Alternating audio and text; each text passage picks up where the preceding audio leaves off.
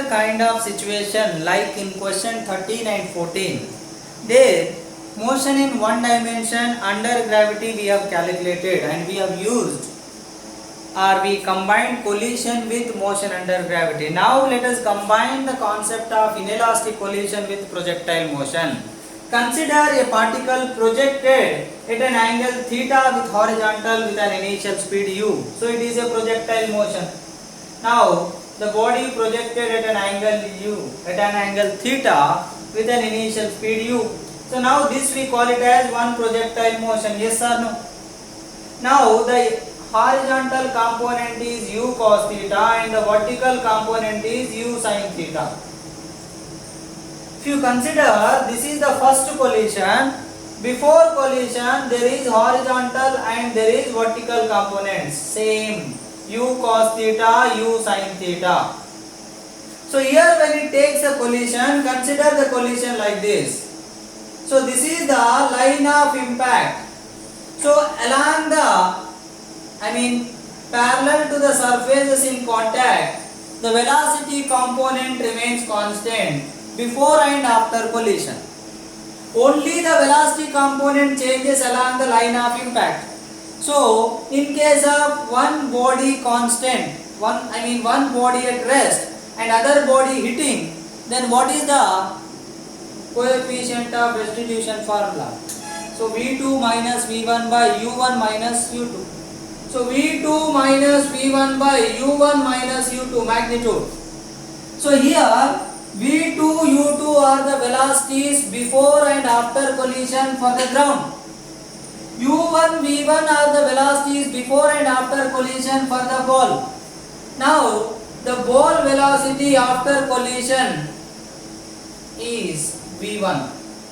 The ball velocity before collision is u sin theta. We are talking about only perpendicular direction, vertical direction, along line of impact. Because along tangential direction, the velocity remains constant. And what is u2? 0. So the velocity will become e into u sin theta. Directly you can take along the line of impact. So what is the velocity after collision will become is e u sin theta. Then what is the range of a projectile formula? 2 into u cos theta into u sin theta by g. But after one collision, the range will become now, or if you take this is R1, this is second range. U cos theta is same, but u sin theta became e into u sin theta. So the second range will become e times of first range. Additionally is there. So after that it will become like this is R1 means this is ER1. Next E square R1 or else ER2. But R2 is ER1. Because here the velocity now will become E square u sin theta. E times E u sin theta, E square. Then next case E cube u sin theta, but every time u cos theta remains constant, so that it will come to rest finally. So what is the total distance, horizontal distance covered? Range is R1 plus ER1 plus E square R1 plus up to infinity. Then in every one R1 if you take common 1 plus E square up to infinity. So R1 times A by 1 minus R. So that R1, what is R1? U square sin 2 theta.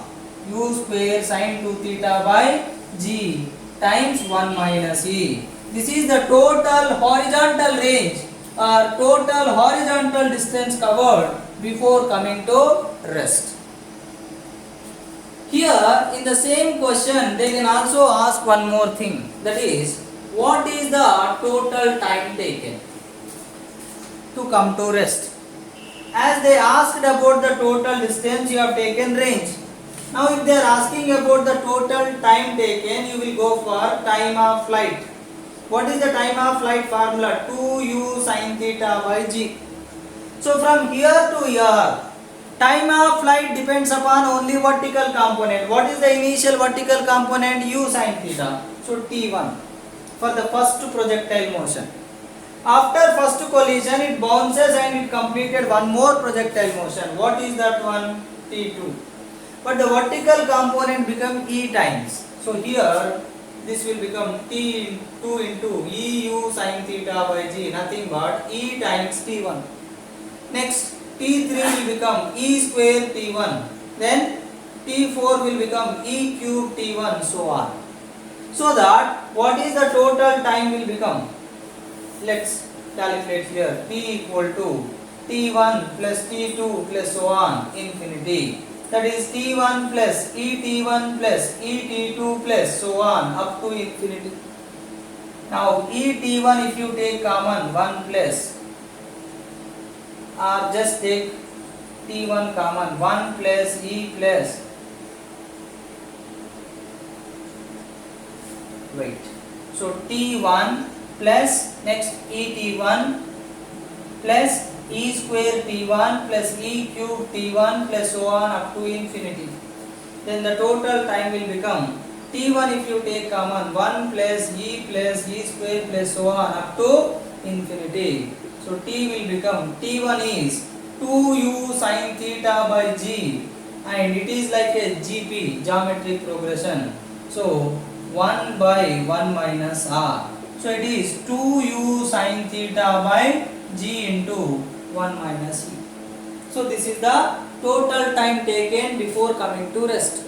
So if you understand the question, if you draw the diagram and if you use the physics and mathematical formulas, you can get it everything. And even you can remember this thing also like a formula. But here, if you consider the chapter again, it is related to work power energy from the discussion. And the concept is collision plus projectile motion, you can say. And here you have used the GPR sequence and series.